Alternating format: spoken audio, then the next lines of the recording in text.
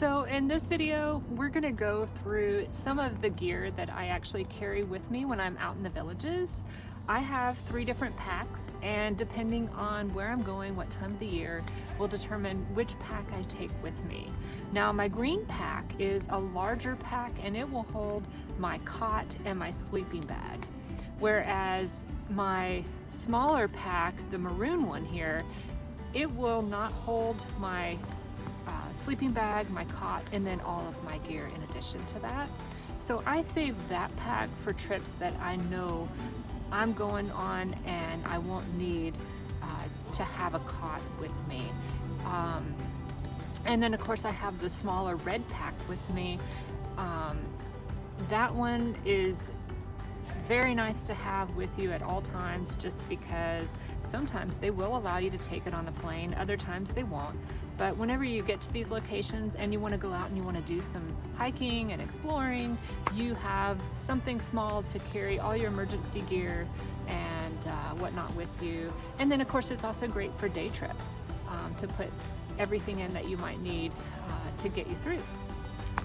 So unfortunately, I can't take matches or a lighter on a lot of the bigger planes. So what I do is I bring this Zippo fire starter with me, and it's pretty cool. I just keep it in my backpack and check it with my luggage. And what you do is you take it apart like so, and then you'll put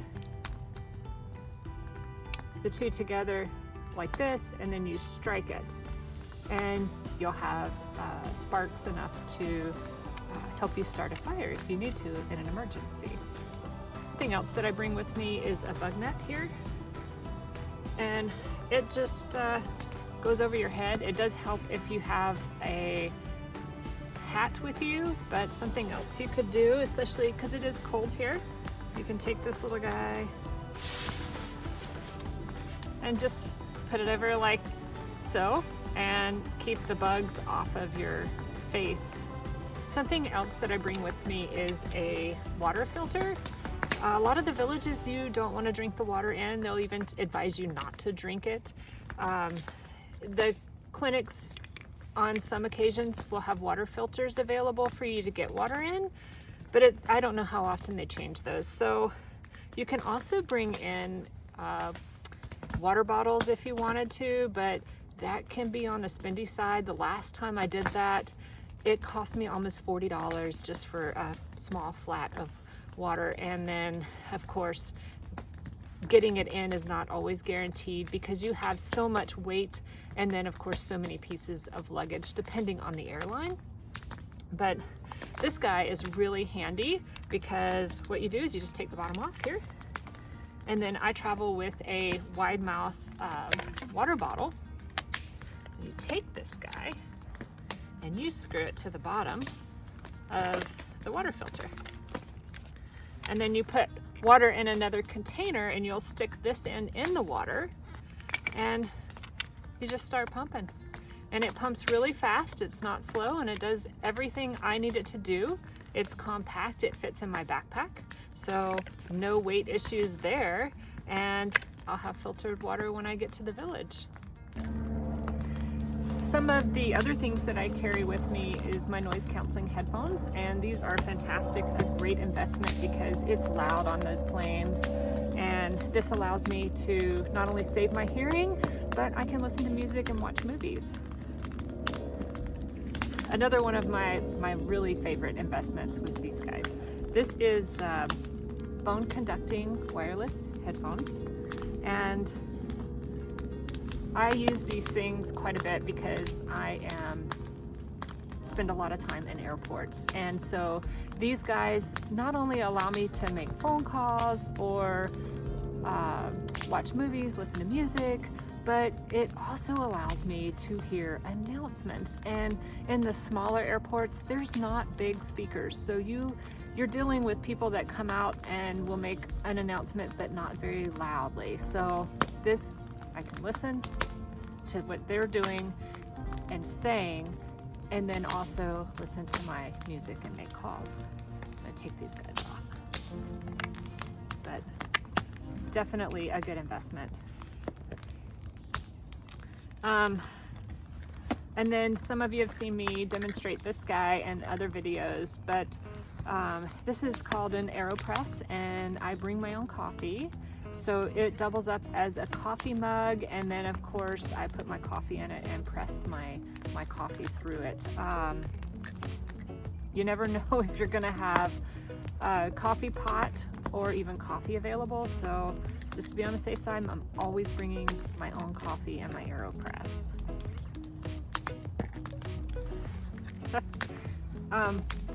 Something else I bring with me, and there's nothing pretty about what I'm about to show you, but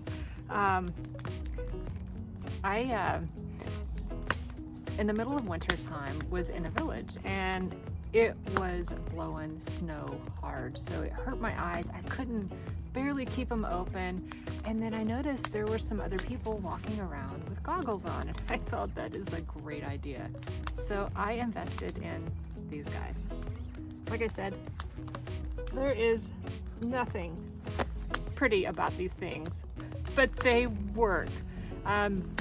Highly recommend keeping goggles on you in the middle of wintertime. Let's see, something else I bring is this little guy. It is a bowl, and so it compacts down, little cover, and then I have this guy here, which is a bowl, and it can hold soup or just regular food. And then I put my food in it. It's microwave safe, cover it up, heat it up, and then I have food. If I have leftovers, I can just cover it back up and put it in the fridge and eat the rest later. But definitely a must-have when traveling, because I never know if they're gonna have dishes or not. And that includes a spork. So in case you haven't noticed, green is my favorite color. So definitely carry you a spork. A knife is very important. I have the smaller airports will tie wrap my toolbox shut. And so I can't get it off unless I have a knife, because all the tools that I would use to cut it off are in my toolbox. So great knife to have, put it in your backpack, check it, and of course emergencies, this will always come in handy. Another thing I travel with is toe warmers. These things are great to have in an emergency situation. I would keep them on you at all times.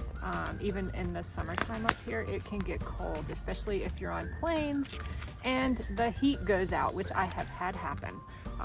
And I did not have toe warmers on me, so it was a very cold and miserable day for me. I especially like the toe warmers over the hand warmers because they have an adhesive side, and my gloves that I travel with don't have insertion parts for hand warmers, so they fall out whenever I'm taking my glove off. These guys, I can peel it off, stick it up inside my gloves, and I don't have to worry about them falling out, and they'll keep my hands warm. And toes warm as well. Let's see, what else do I bring? Okay, a bivy sack.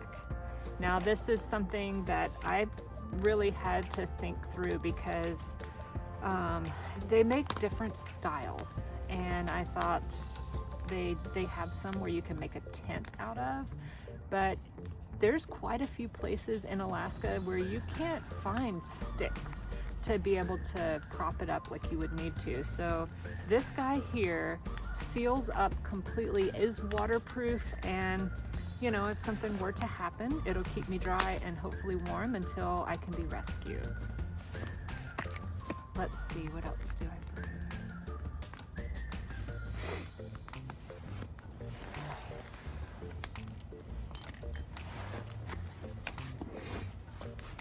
So I also travel with a Garmin, and I like this model over the smaller model. I mean, there are moments when I do wish I did have the smaller model. I forget what the model number is. This is called the InReach Explorer, but I've gone out and done backpacking and kayaking with this guy, and it served me really well here in Alaska. As you know, we're up on the northern portion, and so not all satellite signals are reliable. So this guy here, if it will connect to your phone, and you can track things that way, just like you would on the smaller version of this. However, if your phone dies, you can't use the map anymore unless you have this guy. So my personal preference is this. You'll also see a lot of the smaller planes, they will have this guy or the smaller inReach device. And you know, it's been reliable for me. And if I'm ever in an accident of some sort, then I want this with me. So I also travel with about 5 different D-highs. I never know what the weather's gonna do. It can change very quickly here in Alaska.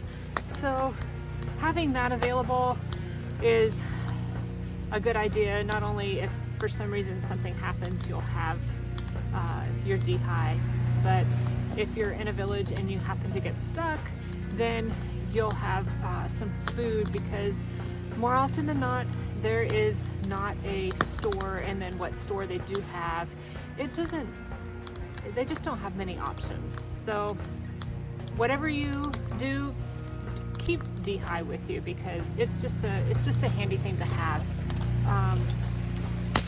Fanny pack.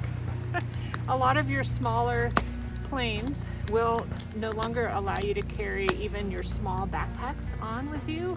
So I keep a fanny pack because I can fit little things in here that I wouldn't be able to necessarily stuff in my pockets of my jacket. Let's see what else. Weather can change, and I don't know, I always get cold in Alaska. So having a headband and a light pair of gloves on you year-round is a very good idea.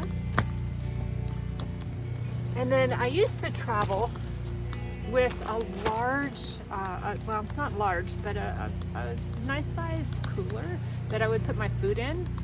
But I started having problems with my food not getting to my final destination, because they limit how many pieces that you can have on the plane, especially Alaska Airlines. And going into these villages, you know, you're allowed 2 pieces and the third would be on standby. So I just started traveling with this guy, and I put all my frozen food in here, and then of course it's handy because it compacts down, and then of course fits into my backpack as well.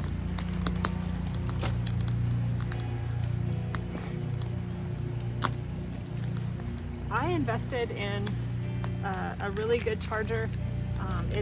It fast charges my phone and other electronics. There's been times where I've accidentally forgotten to charge my phone or whatever other piece that may need to be charged, and I've only had little time at the airport, so having a fast charger comes in handy.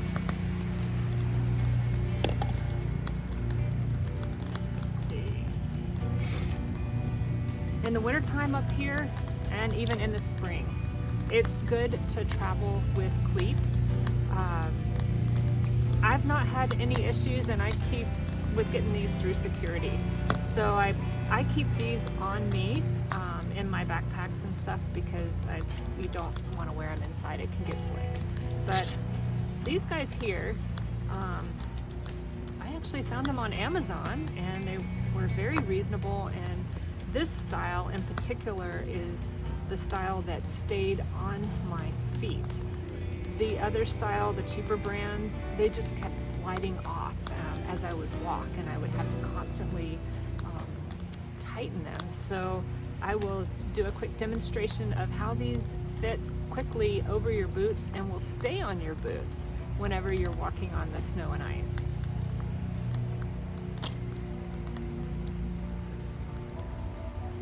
And then there are some villages that they may or may not have beds available. So I found this guy here. This is a cot, and you'll see me setting it up in some of the videos of having to sleep on it, it is low to the ground, but it's very comfortable and it gets me through. And then of course I carry a nice sleeping bag with me. Sometimes it's too warm, and then sometimes it's not warm enough, but definitely carry my sleeping bag. And then sometimes I'm in the villages, and it's such a quick turnaround rate. If you were to use their sheets, they want you to wash them, fold them, and put them away before you leave. And I just don't always have the time. So carrying a pack with my cot and my sleeping bag works out better for me. And then of course I have a little compact pillow that I carry with me all the time, because even if I were to get a bed, sometimes I don't get a comfortable pillow, and this guy is comfortable for me. So I'm just going to go through a few other items that I pack. I think you've gotten the gist for the most part, but this is glacier glasses that I wear. I highly recommend investing in a very good pair of glasses, because a lot of your smaller planes, they don't have window shades, and it can get really bright, especially even in the wintertime. In certain areas, the sunrise, it just hits on that horizon, and it'll give you headaches. So in that case, make sure you have in my scenario, I like ibuprofen, but have you some medicine, because a lot of the villages, they do not have medicine. And even these guys here, this is what I carry, because I actually, my stuff can get, especially my toolbox, can get really heavy. And so I pulled a muscle in my back, and I couldn't find these things. So I travel with them now, and if something happens, it'll help get me through. Another thing I travel with is night lights, and this one's kind of broke down, but I'm not one to sleep in pitch dark rooms, and so it can get really dark up here, and this helps me. And some of the plane rides, they are rough, and it can bring on a little bit of nausea. So I travel with ginger chews here, and these are like a miracle for me, not just for nausea, but also for acid reflux, the joys of getting older. But that's all I have to go through. I really appreciate you guys watching this, and hope this helps you out with your travels in Alaska.